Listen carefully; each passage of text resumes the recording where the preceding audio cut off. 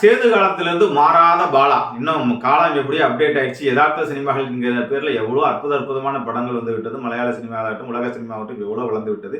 இன்னும் சேது காலத்திலேயே நான் இருப்பேன், மாற மாட்டேன் அப்படிங்கிற மாதிரி அதே கிளைமாக்ஸ், அதே சோகமான கிளைமாக்ஸ். வந்தவர்கள் எல்லாத்தையும் வறுத்து உருட்டி எடுத்து அவங்கள வந்து ஒரு மன வெள்ளத்தில் கொண்டு போக வேண்டும் என்ற ஒரு சூழ்நிலையில் அந்த கிளைமேக்ஸ் வந்து நல்லபடியாக முடிச்சிருக்கலாம். இந்த வணங்கான் படத்தில் இந்த வழக்கம் போல வந்து அவர் இன்னும் வந்து அந்த காமெடி பண்ணுகிறேங்கிற பேரில் ஹீரோயினையும் இதுவும் வந்து கங்குவா படத்தில் என்ன ஆச்சோ அதே ஒரு கதை தான். ஃபர்ஸ்ட் ஆஃப் ஆலும் கதைக்குள்ளேயே போகல.